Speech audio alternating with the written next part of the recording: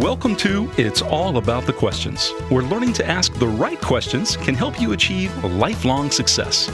Now, here to help you ask all the right questions is award-winning author, international speaker, and business strategist, Laura Stewart. Good morning, afternoon, and evening, everyone, and welcome to the show. And today, that good morning, good afternoon, good evening on this live stream means even more because I have two amazing guests on the show from across the pond and one guest from just up the coast of the United States in New Jersey currently. And I am so excited. It is my birthday week show. It's been something I've been talking about for months. You've seen the posts. I hope you've seen the post. And we're going to be talking all things Star Wars, Star Trek, Marvel, DC, and perhaps some Harry Potter. As you can see, I added a new decoration to my microphone, and I've got my lightsaber handy. Couldn't find all my Star Trek stuff because of all of the sad mold stuff upstairs. Everything got packed away in boxes, and I just couldn't deal with digging through it all trying to find it. But I'm excited, beyond excited, to be able to have this chat because I've had these individual conversations with these three guests of my show today on my individual episodes with them. So let me bring them all on board. We've got James Adam, we've got Mark Asquith, and we've got Janet Schijns, all of my friends. May the force be with you and also with you. Prosper. Yeah. It's actually really exciting. I can do this with my right hand again because for like 3 months, I couldn't move my fingers that way without excruciating pain, as my listeners know. So yay. Thank you all for being here. Thanks for having us. Thanks for having us. All right. And if everybody can see that's watching on the video, you can see behind James, he has amazing Legos behind him, including a Hogwarts castle.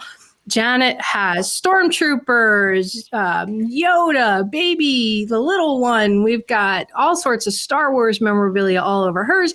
And if you look behind Mark, I mean, he's just got so much stuff. I can't even talk about it all.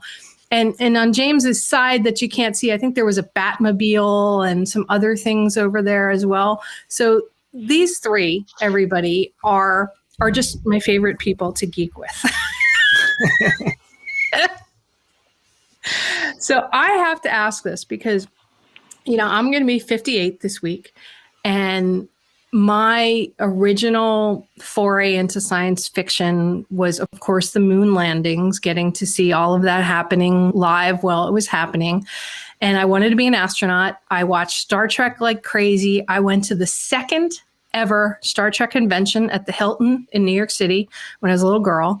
I saw the original Star Wars in the movie theater and every single one after that. So, I'm from way back there. That's my origin story. For me, I wanted to be an astronaut because I wanted the Star Trek version of going to outer space. James, why don't you start on what's your origin story with your love of all of this?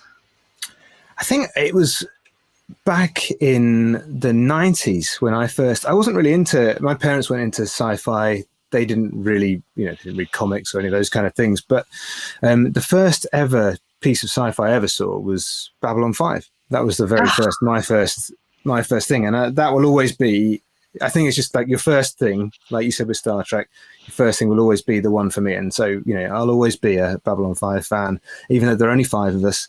I still will, I'll take it with me to the grave. But that was it. And I watched that first episode when it was on TV on Channel 4 over here.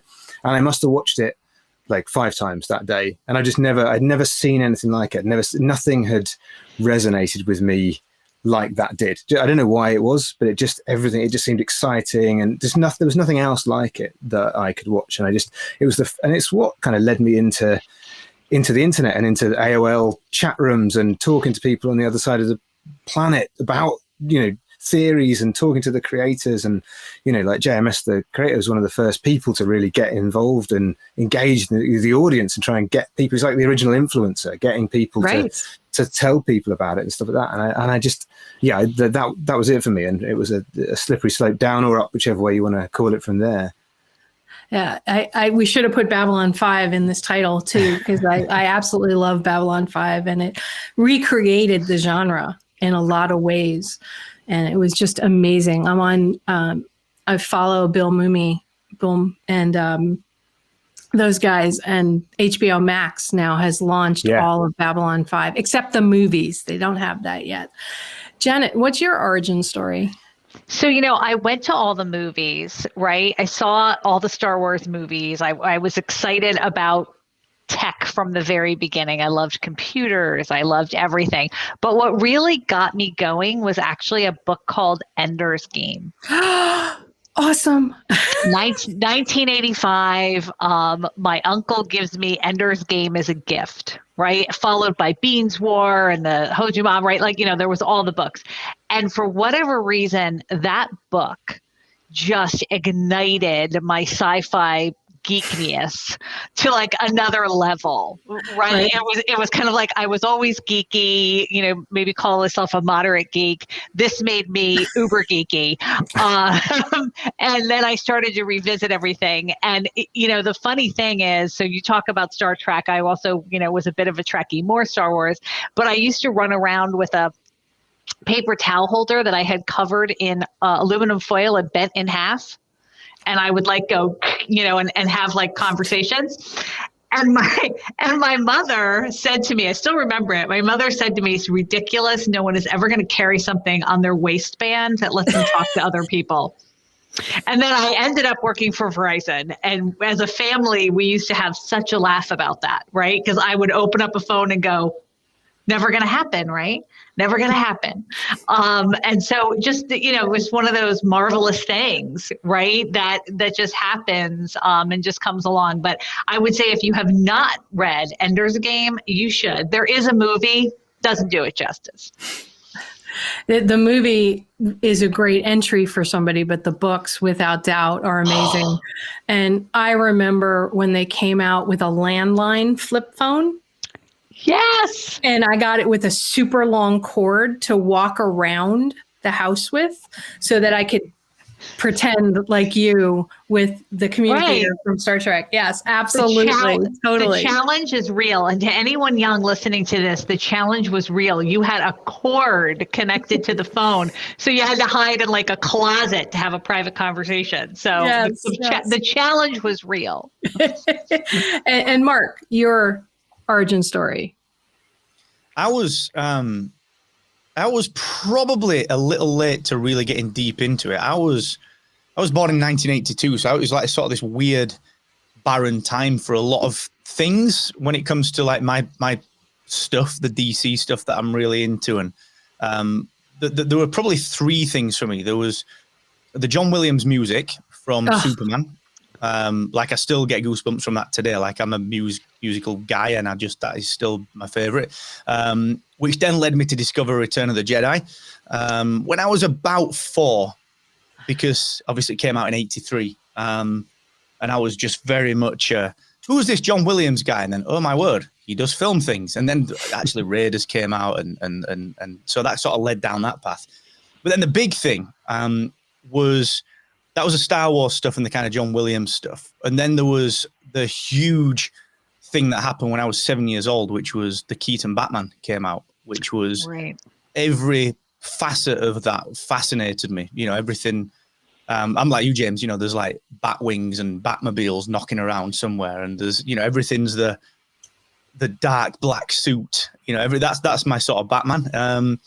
So that was it really, but it was everything from the music, the Elfman score, down to the Batmobile, down to just Jack Nicholson and the Tim Burton interpretation of Gotham. He was so really creepy. Got me into that.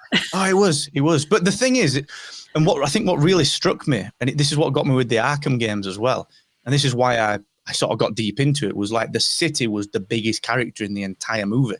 And from then, I was just fascinated with this mythology, everything from Star Wars, all the different worlds and the connective tissues between them. And that was it. It's got to be the Keaton one that really tipped me over the edge. And then, just as I got a tad older, I say a tad older, a lot older, it was then when the prequel trilogy reignited with The Phantom Menace. That's when I really got deep into more Star Wars. So yeah, it was probably a double hit for me, I think. I just think that's so cool because as the three of you were talking, I was remembering Lost in Space, the original one. Oh, Again, yeah. and Danger Will Robinson with the robot, which I happened to see up at Kennedy Space Center one day. They have one of the robots in a display at Kennedy Space Center here in Florida, and so many different shows. And Mark, I remember the original Superman on TV in black and white. Classic. And classic. It was just amazing, that whole world to me, that there could be this idea of hope and everybody working together. And you have these evil villains who are so ridiculously over the top evil. But now you look at it today and you go, oh, well, they're not so over the top evil because there's a lot worse that's happening in the world. But for some reason, you go into the Marvel and the DC universe and the Star Trek and the Star Wars and even Harry Potter. And for me, an underlying theme of all of them, and I think why it's so beloved by me and around the world, is because good always prevails over evil. So what are your guys' thoughts on that? Do you have a favorite character, Mark, of any of the platforms? Like your go-to? Is it Superman? Is it sounds like it's Batman, but I know you have several others in that loop. That is so tough. So the Fleischer cartoons, the Max Fleischer cartoons, were huge for me as well as a kid. And that sort of started that kind of Superman thing as well, alongside the soundtrack. But believe it or not, I mean, when it comes to Star Wars, inevitably it's got to be Anakin. I was Luke nearly came out my mouth then, but Anakin came out instead. But that was I've weird. got Luke on my glass. Oh, wow. That was such an 80s moment on your part, Anakin. I know. I'm sorry. I know. Well, I was going to go with the Luke, and it was so close. But then I was thinking to myself, actually, am I just swayed by The Mandalorian recently? Because that just got the dopamine going. But then I think that my favorite character, believe it or not, is actually the Wally West Flash of everything. Yeah. He's great. Bravo. Interesting. Bravo. Hard done by Wally West. Hard done Big by. time. Hey, you got a raw deal, James. He's got a raw deal. Him and Kyle. No justice. No justice in this best world. Green Lantern, isn't he? Best Green Lantern, without a doubt. Without a doubt. And Tim Drake. That's basically all. Yeah. Yep. There you go. There you go. You got to love it. All right. I guess I can go. It was always Princess Leia, right? Because as a female, there were few and far between strong female characters in sci-fi. You had a little Lieutenant Uhura too, but it was definitely Princess Leia, and it's exciting now because there's been a series of very strong females in the Star Wars universe now, right? So you've got of course Rey, right? But you had Jyn in the Rogue Wars. So they've had a lot of really strong female characters. And that really, did a lot for me as the years went along. In fact, I have a big collection in Florida. This is just kind of a smaller collection here. My initial Star Wars collection, not toys, they're collectibles, consisted fully of females, and then, kind of like the Yoda, Chewbacca, etc., what today we would call non-binary characters where you weren't sure what they were. And so just kind of, that moment where I say, Princess Leia is my favorite. I also loved Chewie. I thought Chewbacca was just like, as a kid, right? It was just every person's kind of like, oh. And this weekend I was with my daughter, who is also a huge Star Wars fan, and we were walking through a little comic book and collectible store up here, and if you can see, I don't know if you can see, at the top of my bookcase, I found a 1970s Chewbacca original in the box. Wow. Yeah, toy this weekend at this kind of like little place up here locally. And was priced in a way where I actually had to say to the gentleman, that's not enough. So, wow, I'm going to give you more because that's not enough. And I'm not going to do that to somebody. Right. So, very much a big fan of Chewie. So he's going to join the collection. He's not going to come out of the box. I do take most of the stuff out of the box because it's more fun to have it out. But that one's a little special. So I think it's going to stay in the box. That's really, really cool. I love that. Absolutely. I loved Chewie. I was a huge Han Solo fan. Just because, 1977, the age I was at, yeah, he was hot. and he was a swashbuckler. Plus, he was this devil may care who really sort of evolved, I think, so much over the course of the movies, right? To become this guy who was the hero that didn't want to be a hero kind of thing. And unintentional. Yeah. And that was really, really, really cool. So those are really awesome stories. When you guys were talking about the Flash, right? This thought popped into my head. Aquaman, yes or no? Yeah, big time. I love Aquaman. Yeah, there's literally no DC character that's... Yeah, I like Hook Hand Aquaman is my personal preference. But again, I think this is just, if you started reading comics, I started reading comics during, post Death of Superman. That was when I got into comics. And so I think I went back and collected everything back up until 88 after Crisis. But everyone has their glory years, don't they? The time when they were most into something, and it's so hard to enjoy anything else other than that. I don't know that they were the best, but I just, Hook Hand Aquaman, all those things were they were the one for me. Mark, you look like you wanted to say something. No, I'm just kind of chewing on that one because I agree totally. I was the same. I was like 1988 from Crisis right through. I would even say right until Flashpoint before it got weird.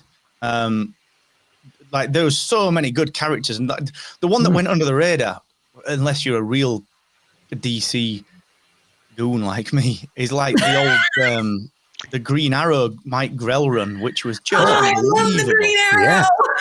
Everyone's like, yeah, I love Arrow, the TV show. When you talk to people, like, yeah, I love Arrow. Yeah, it's that Stephen guy that plays him's good. I'm like, this is not a conversation to have. So I know I'm in good company now. But yeah, that era of DC was good. Yeah, when Kevin Smith brought him back, that was some absolutely amazing stuff. Yeah, I'm more of a Marvel girl myself. So sorry, guys. All right, so go Marvel. Go Marvel, Jen. Okay, let's start with Guardians of the Galaxy. So let's start with the fact that the original Guardians of the Galaxy came out in 1969, and the roster did not consist of, Gamora and Star-Lord and Drax and Groot.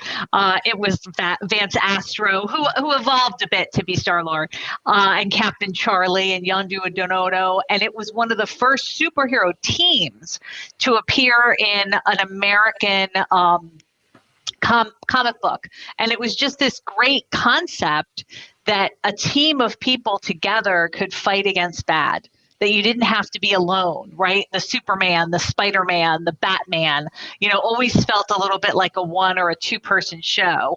And Guardians of the Galaxy, which an uncle of mine turned me on to, he's a big comic book fan, just hit a fancy with me, right? That was like, here's this team of people. And, now we've had Avengers, there's all kinds of groups now. But then Guardians was one of the first times I thought about, wow, you could kind of team together with people to fight evil and all be cool. And that was my introduction to Marvel Comics. And then my uncle would constantly, Stan Lee was his god.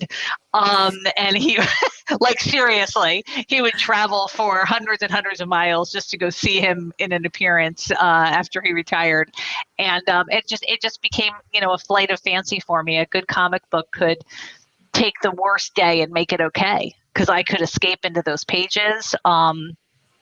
And feel differently about the world. And, as a teenager, the world's kind of cruel to certain people, particularly geeky people, because it wasn't cool back then.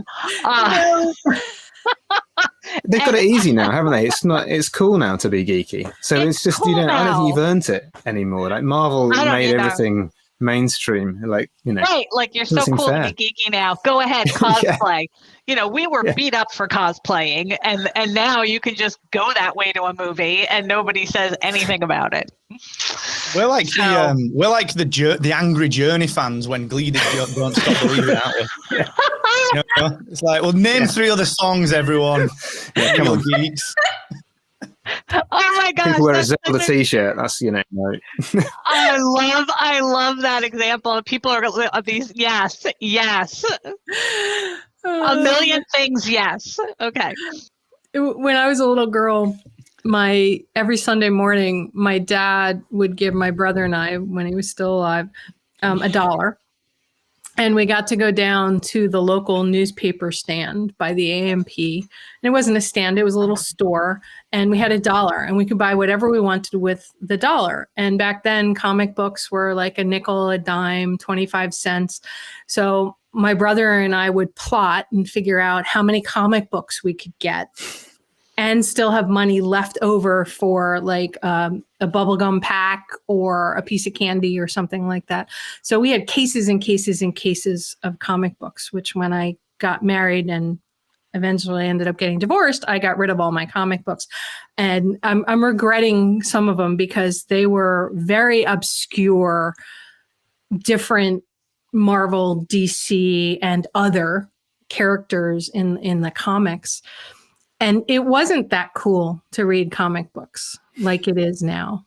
And there were no big shows, Comic Cons or anything like that. I remember when I went to the Star Trek convention in the 70s as a little girl in New York City at the Hilton, they thought that nobody would show up. Okay. So they oversold the tickets by 4 times the capacity of the Hilton Hotel, of the rooms that it was in. Wow. And my mom and dad dropped my friend and I off at the hotel. And we were all excited because the entire original cast of Star Trek was there. Plus most of the writers and the directors were all there. This was like unheard of because Shatner, Nimoy, none of them really thought this thing was going to last like it was. And they were still in their angry phase over all of it. But I remember them all being there. And we went down to lunch. Okay. And we had shopping bags of all this stuff we bought at the show, which is why I'm so upset I can't find everything. I even have a necklace of the Enterprise in 3D. And that's cool. It's really, really cool. And we go downstairs because there was one little diner attached to the restaurant at that point. And we wanted to go back upstairs after we ate something. And they had security blocking all the escalators. They had all the stairwell doors locked. And they weren't allowing anybody back up. And we're young. I mean, I was like maybe 13, 14 years old for our parents to let us go there. And security would not let you up the stairs, up the escalators, up the elevators. The buttons would not work on those floors. And they said, it's just overcrowded. The fire department has shut it down. You can only get up the stairs, ready for this, if you had a coat check, because the coat check was upstairs. So we're like, what do we do? What do we do? And I found a coat check thing on the floor. So I'm like, we have a coat check and we're carrying our coats. Okay. They were in our hands, but we had a coat check. So they had to let us up, but they didn't stop the escalators. So you had to run up the down escalator as it was going down. And I didn't quite make it because I had all these bags and there were so many people and it was just chaos. The news crews were all there and everything. And somewhere there's footage of me on all the New York stations as I'm sliding back down the escalator with all of my stuff. My friend just managed to make it to the top and he's like, let her up. And this whole place starts shouting, let her up, let her up. And I became this like beacon of this conference, this convention and everything.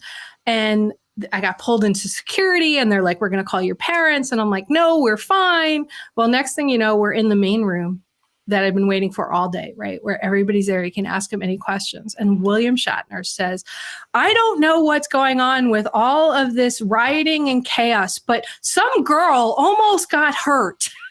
And I was like, it's me. I'm that girl. You're the girl. I was the girl at Love that it. convention. And now, at Comic-Con, what, 20, 30, 40,000 people? Amazing. It's amazing. And we had tickets for last year, didn't get to go. So that's kind of disappointing. But hopefully we'll get to go live again soon. So. Oh my gosh, that's so amazing. And now there's tours, right, of where these places are supposedly filmed, including in England for Mark and James, where Harry Potter is. Yeah. Right? I mean, basically anywhere I think J.K. Rowling ever went for a sandwich now is a tourist attraction, isn't it? You literally Feels that way. Yeah, feels that way. Yeah. Although I have to say, Harry Potter was great for, the millennial generation, right? As a way to introduce them to something mystical and special. Very cool. Laura, so story here. Hang on. Hopefully I don't disconnect myself because I had some headset problems. But can you guys see this? This is nice. from 1978, Star Wars Weekly from the UK. So the very same uncle, who's super geeky, goes over to the UK. And while he's there, he doesn't like Star Wars, not his thing. He's a Marvel guy. He sees this in a newsstand and he picks it up, thinking this is so cool. Like, Janet will like this. Fails to ever give it to me. Forgets. These things happen, right? He gets home, life takes over, doesn't see me for a while, doesn't give it to me. Fast forward 20 years later, and he's going through his stuff and he finds this, and he had put it in a plastic bag from the airport, right? Wrapped up in this plastic bag. So in mint condition, goes to give it to me, doesn't give it to me, gives it to my dad. My dad now has it for another 15 years in the bag. Finally, get this, 5 years ago, as my dad was moving into senior, citizen living, and we're going through, just 50 years of stuff, I open up this bag and go, what is that? So it's behind glass. All of the other great comic books I had, Laura, with you, didn't save them, but this one made the cut. So, kind of exciting. The first edition of the UK Star Wars Weekly. That's sweet. Yeah. Storage is the worst problem, and that is the worst problem of a comic fan. I mean, that's what this is here. Just boxes. There's about 30 boxes of 600 comics, and it's just too much. What do you do with them? You wouldn't keep magazines. You throw away magazines, but I don't know why I insist on keeping them all. Storage facility. Yeah, off-site storage. My husband loves me, but not enough to let me carry all that stuff around. So we do have a storage facility. So, yes. Yeah. Yeah. Mark, one of the things that you and I talked about a lot on the episode where I had you on, where we were talking business topics, right? Because everybody that's been on the show, for everybody that's listening, Mark, Asquith, James Adam, and Janet Schijns were all on regular episodes of my show where we talked about business topics. And somehow y'all helped me weave in Star Wars, Star Trek, Marvel, DC, some Harry Potter, whatever it might have been. I mean, I interviewed a Navy SEAL sniper and managed to compare him to Harry Potter. So it's kind of part of who I am. And Mark, there was this thing that I really want everybody to think about. I know, Janet, you're not a big DC person, but Mark and I got into this little discussion, and we didn't go really, really deep into it because of time, but Green Lantern, who's better? Which Green Lantern? I don't even know why this is a discussion that people have. I find it crazy. It's like... I like them both. Well, No, I like Hal Jordan. You know what I mean? But he's just a bit of a, I don't know, he's just a bit of a bugger, isn't he? But I mean, how can you not think Kylo Ren is the best? The guy dealt with it all. Yeah, he's just a torchbearer. Yeah, everyone else is gone. He got no support, no one to help him. Just Gantz it with a little bit of advice, and he carried that. Yeah, he just carried it for the whole. He brought back the whole court on his own. That's what baffles me. And everyone's like, yeah, but Hal Jordan. And you're just like, there is no backup to it. You just keep saying, yeah, but Hal Jordan. That's not a reason. He's cool. I mean, Hal Jordan's cool. I mean, they want Hal Jordan. They want to be Han Solo, don't they? That's what that's the right. Yeah, that's what they want. That to be the comparison. He's a bit roguish. He's a bit of a scallywag. But yeah, I don't get it. John Stewart's great. Love John Stewart. But Yeah, he is. Kyle. And they had sort of those weird adventures, like shove Jon Stewart on the old planet with Chip, the little chipmunk Green Lantern, and you're like, Yeah. what's going on? Why are you over there? And then all the time, like Kylo Ren has just got this massive coming of age story where he's bringing the entire Corps back and he becomes the White Lantern, all these other different, and that leads to all these other massive storylines, Brightest Day and so on. And Jon Stewart's like, yeah, I blew up a planet and got this chipmunk. And you're just like, okay, you've been shortchanged a little bit there. I think that's one of the funny things though, is with comics, that if you, like I went back and just binged everything from Crisis up until Flashpoint, I don't know, 6 years ago. And I read everything over a 3-year period, just everything. And I think unless you're doing that, if you're just dipping in and out of the stories, if you like get the trade paperbacks, you just see the isolated character in that storyline. And you don't necessarily see the development. And I think it's the same, Janet, like we talked about Anakin, that is such a classic prequel guy. But it's the same sort of thing, because I read the Family at War book by Kristen Baver. I don't know if you've read it recently, but it's like this big biography of the Skywalker family, and it's this huge thing. Oh, I gotta read that. It's quite cool because it pulls together all of the new canon bits, like the Princess Leia novels and like The Last Shot. Oh, okay, I gotta look at that. It's really cool, but the last 60 pages is sequel trilogy. Oh, okay, I gotta read that. 120 is the original trilogy, and then the first half of the book, which is this big, is the entire prequel trilogy. And I think, because they get so much slating, you sort of think, well, wait a sec, that story was actually so well put together and deep, it just wasn't executed amazingly. Right, it was not. Yeah. Yeah, there were execution issues, weren't there? Just a tad. Yeah, a lot of execution issues. Yeah. Yeah. Just a it's like getting into one comic book, isn't it? Like It is. Yeah.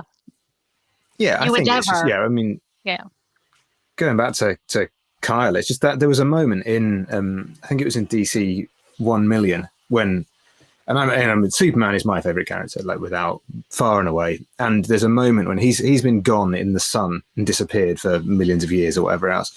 And Kyle Rayner is the Green Lantern of the time. And he comes out, and this god who's been gone for all this time just comes out, and there's this moment where he winks at Kyle, and it's just like Grant Morrison acknowledging that Kyle Rayner is the best Green Lantern, the best. It's a great moment. He did such a good job of that entire Justice League run as well. Like he was able to really figure out the levels that each player played at. Like the Superman was the guy that when you really need that last glimmer of hope, he brings in Superman. And then, the with Batman, with the White Martians, the way that he dismantles them, like Grant Morrison really managed to nail that. They hadn't had it before. Like the Justice League before that hadn't been the Big Seven. It had been the Detroit Justice League and the Bwahaha, Booster Gold, Blue Beetle Justice League, and all those things. They hadn't actually had the heavy hitters in the team before. That was so good. Yeah, it was like Black Canary and stuff, wasn't it? You're right, actually. Yeah, Black Canary and like Martian Manhunter and Martian Manhunter was your heavy hitter, wasn't he? Before that. Oh, just listening to the two of you, like all these thoughts are going through my head, and I'm remembering things from my childhood. The different comics, the different animated cartoons on Saturday mornings, and all these different things that it wasn't really cool to be paying attention to. And something the two of you just said, I want to talk about this a bit, because I know I've talked to you individually about this. Mark, I know you and I had a conversation about this, and James too. You talked about the evolution of the characters, right? And Mark, you said about how, if you're just picking up a random comic here or there, you don't really notice it. And for me, I've always looked at so many of these characters as characters of hope, right? And I remember when in the DC universe, Superman came back after a bunch of years there were no movies, and they had him kill somebody at the end of the movie because he felt that he needed to kill these bad, evil people because that was the only way he can save others, which for me was not what Superman would ever do. Superman always gave hope there was another way besides killing people to do things.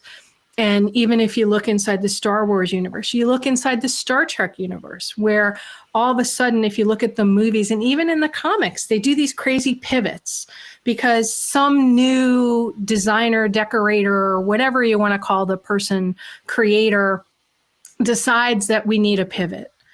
The relaunch of Star Trek, which I love Chris Pine as Captain Kirk. I think Jeremy Sisto, I think that whole crew is amazing. But they had to go into somebody coming back in time so that they could shift the timelines and create these other stories and be okay with creating different technologies, different characters, like in the Star Trek, the Flash, the Green Lantern, all of these things. So I'd be curious what y'all think.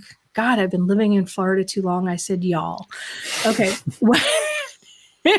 What you all think about these pivots that have happened in all of the universes that we've been talking about.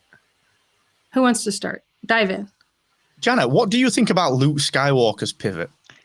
I don't know. I don't want to do any spoiler alerts for anybody that hasn't watched some of the stuff, but okay. So, well, we're just queuing spoiler alert. If you don't want something spoiled, queuing if you're any sci-fi or anything that don't be watching. If you haven't finished Mandalorian, is all I'm going to say. Right? Just go now and come back in a minute. So when you think about the pivot of Luke from, if you will, kind of almost the the racer boy, orphan racer boy, right, to he gets the only one who can save the Jedi. Right. So it's kind of this amazing pivot for him. And then, in Mandalorian, somehow they bend time and he comes back to get Grogu. Right. So I don't know how that happens, because from a timeline standpoint, it's not possible that at the age they put him in. And I'm screaming at the screen, just so everybody knows my personality, going, no, that's not possible. That's impossible. That would have factored into the story when he met Yoda, because he's the same age. But correct. So they bend that dimension, right? And then think about how they bend things, in the Last Jedi movie, with him being able to physically fight, and not actually be there. Right? So they're starting to bring you into another dimension where the Jedis potentially, we've seen visions of the Jedis, but they've created a gap here to say, maybe the Jedis can live past death because he's able to fight from a different location. So I think there's some Disney-ification of the Luke character that I, frankly, as a long-term fan, am a little uncomfortable with, because I think they're trying to find a way to continue to pay out on him and on Leia, who of course we lost her tragically, way too young. But I feel like they're going to continue to try to pay out on those characters, and the potential is there for some ruination of the characters because of that. So I think bending paradigms is fun, but I also think you need to stay a little true to the original character.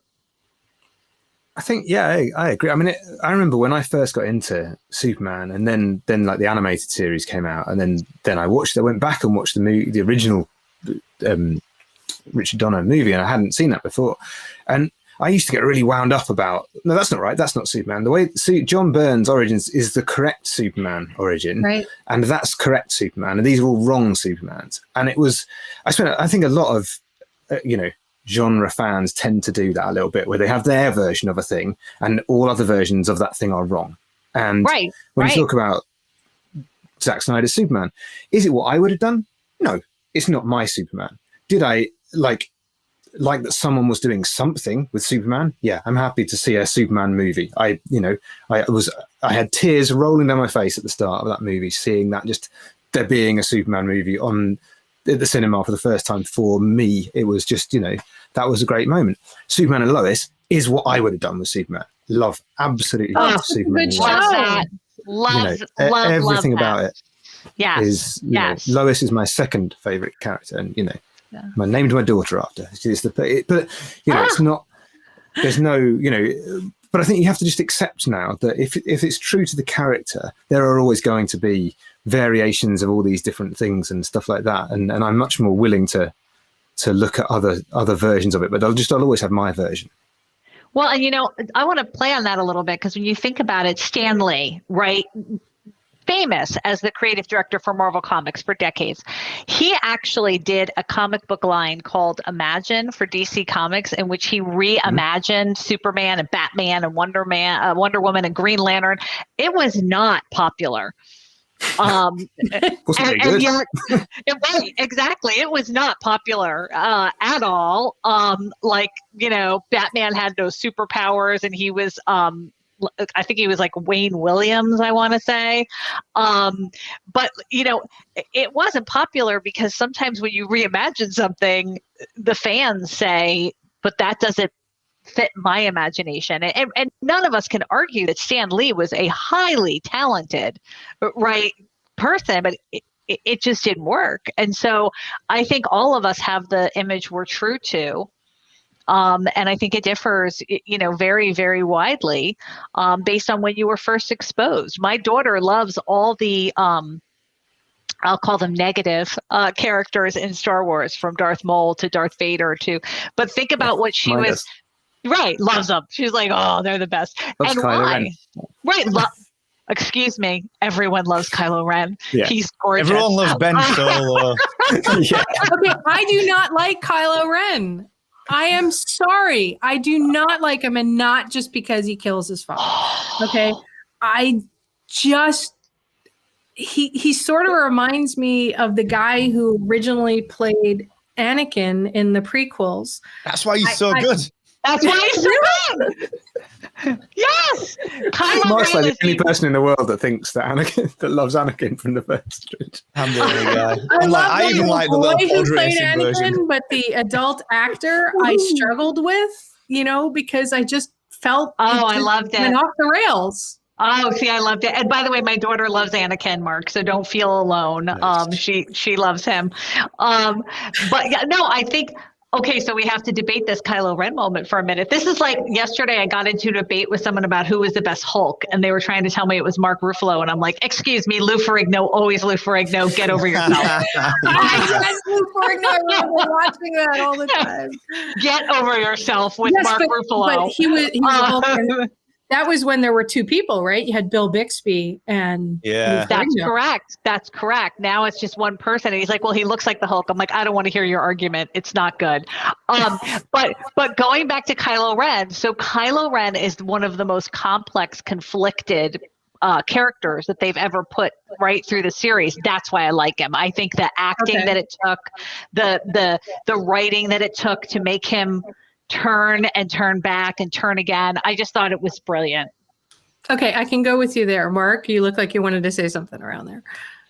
I was just pondering. Like, I remember the second that I saw The Force Awakens, and he smashed up the Star Destroyer with the lightsaber. I was like, he's definitely from the family. And it was that was when I thought he got it so right. And it was really fascinating. And what I think you're absolutely right, Janet, in that complexity, because the one shining part of the entire Rise of Skywalker movie, the one bit that was like, they really made you see what a good job of Kylo Ren Adam Driver had done by just at the end, just letting him smile once. And you'd realize that he'd not ever done that. And he was just the delivery of just that one, here I am, this is me. Regardless of anything else, it sort of bookended everything that came before it, and sort of, sometimes when certain things make previous content better. So when you watch The Mandalorian, it sort of makes certain parts of Boba Fett's story better because it's done more to it. And this was the same thing. And Solo made Kylo Ren better. So yeah, I loved it. I loved it too. And by the way, Boba Fett is on my shelf back there next to the baby. So, cool. Nice. So nice. Okay. I can see Kylo Ren from that perspective. And I had this visual in my mind of the fight in the forest. Yes. And you could really see how incredible Adam Driver played the anger and the this and the confusion but I have to please everybody else because I've got all these people pulling at me and not knowing. So I could see that. I struggled with the aspect of Kylo Ren and Rey and how they were sort of linked. But maybe that was just me being really, really annoyed about how long it took to play it out. I'm like, let's move on. I'm done with this storyline. Move on a bit more. Oh, see, we wanted more of it. As a fan, I was like, more. But I, if the Star Wars movies could be 5 hours long, I would be happy. I will tell you this, like, just funny moment. So we finished watching the movie, and I was with a good friend of mine because my husband will only go once, right? So his thing is like, look, I'll take you one time. I'm not going 5 times so that you can see every intricacy in the movie. So I'm with a friend of mine who I managed to, haul along with me, who is not at all a Star Wars person, but she's trying to be a good sport.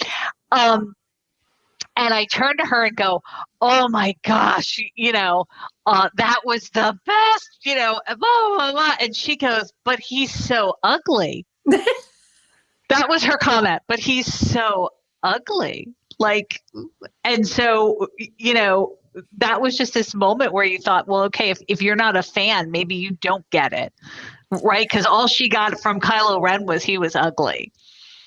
Well, it was such a play on Anakin, wasn't it? That I suppose if you'd not dug into the prequels I sort of imagine Anakin could have been like that in the prequels if George had let someone else just do a bit of dialogue. If he'd just let him breathe a little bit with some of the dialogue. Yes. Yeah. That's a character that those movies could use to be redone and that character could be much more complex.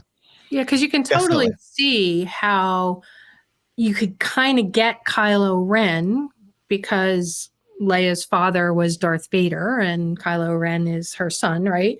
You can kind of get how there's this Anakin Darth Vader inside of him, and he's trying to reconcile the two sides of his genetics, right? Correct. But because the prequels just really didn't, to the level of the newer movies, didn't really explore that story so well, I think I fell flat on it. The books, on the other hand, really developed those characters so well. So, I mean, to the listeners out there, if you've not read all of the Star Wars books since the original movies, and even the Star Trek books beyond the original series and stuff, you get to fill in all these bits of this world that you couldn't see. I mean, I know you guys have mentioned the books and different things that you've read. And I feel like there's these gaps, but we want so much from our worlds, right? Because we think they're kind of real to all of us in its own way.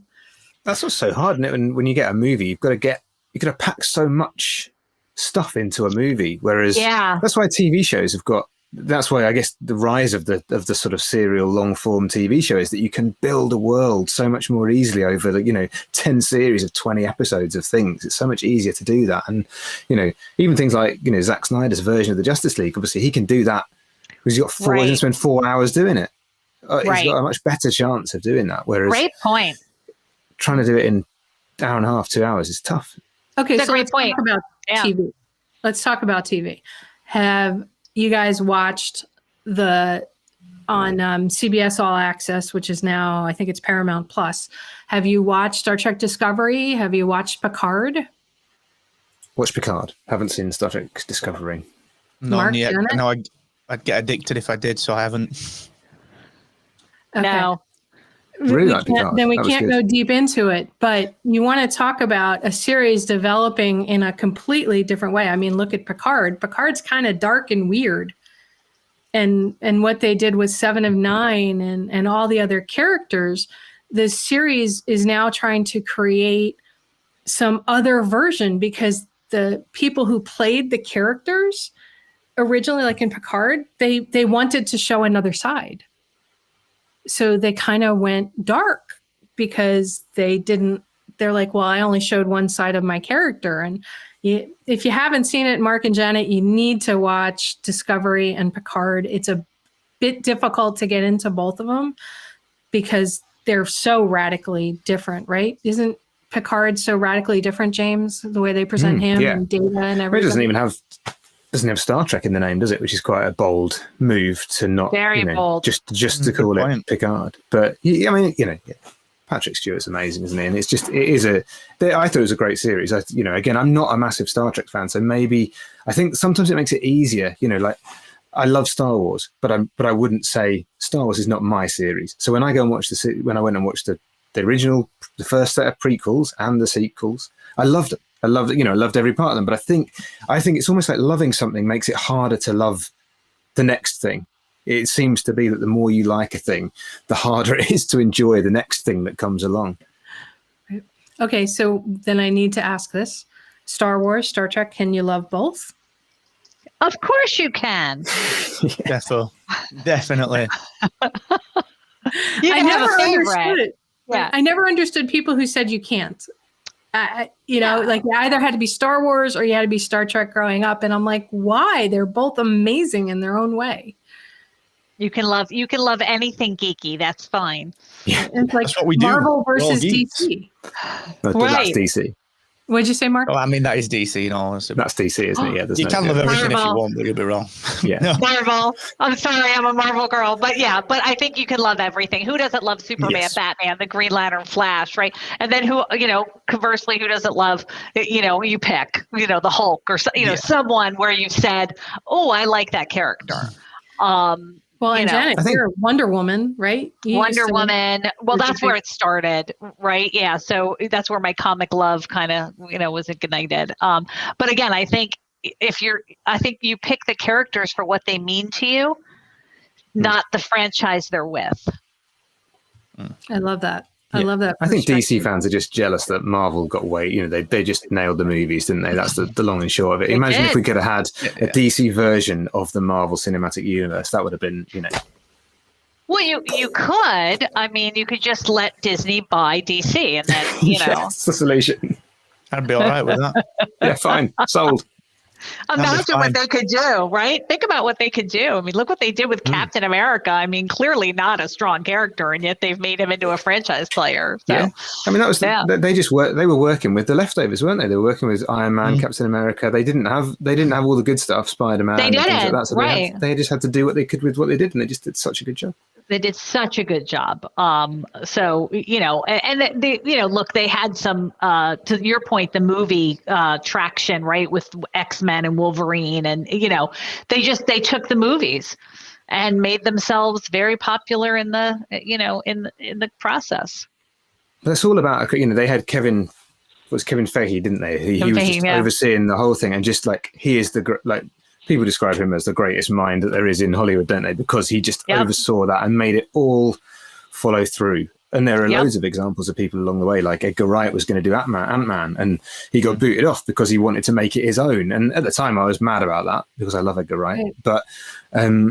But actually, he wanted them all to be consistent, and that's what they are. Even if whether you like that homogenized nature of movies or not, they are all telling a story, and you can watch them all together. And they got a bit weirder more recently, but they do all feel really similar. Right. And they also, we're going full circle here back to the very beginning, Mark. Think about what they did with Guardians of the Galaxy with the music. They opened up just a generation, didn't they, with it? They did. Look, James Gunn, who was, in charge of the music selection and is a genius, opened an entire generation of music up so that the parents who were taking their kids to see the movies were going, oh my God, I remember this from my childhood. And the kids got a whole new play track on Spotify or, wherever their music of choice was. And that music, I think, made that franchise. So sometimes it just comes down to brilliant picks, right? And that was just by Gunn. That was a brilliant pick. That opening scene in Guardians 2 where they play Mr. Blue Sky is like the perfect mix of things that shouldn't work. Yeah. Perfect. The people that are given the requirement of and here's what our idea is for the series as we're putting it into TV or to film. They've got a comic book they're working with, and now they have to create the soundtrack of your life. It's to me, it's a whole nother level, because without that soundtrack, I don't think any of the visual versions of our comic book friends, we couldn't see where they were at. I mean, it's truly, truly amazing. And I'm noticing that we are almost out of time here. So I want to just give everybody a last chance before we go. Give your last thoughts on this whole topic of being geeky. And I want to thank everybody for being here. So Mark, why don't you start? Two things. Like, definitely do not hide from being geeky.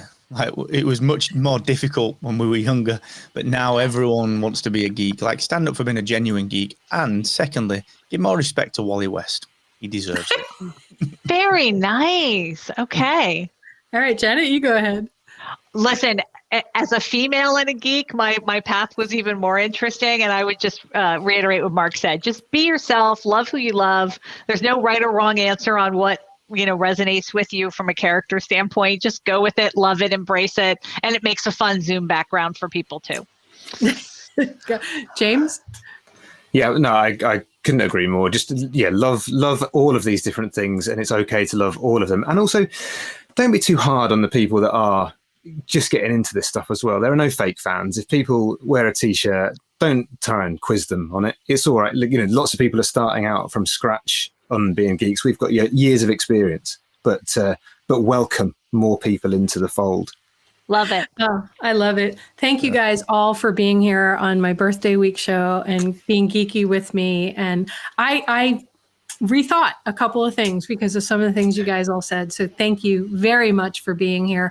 And for across the pond, Mark and James, thank you, because I know it's later for you guys than it is for Janet and I here in the U.S. on the East Coast. So all of you, thank you so much. And I hope you all stay in touch, because you definitely have so much to share business-wise and geeky-wise. So thank you all for being Thanks here. for having us. Thank you. Thank you. Thanks, guys. Bye.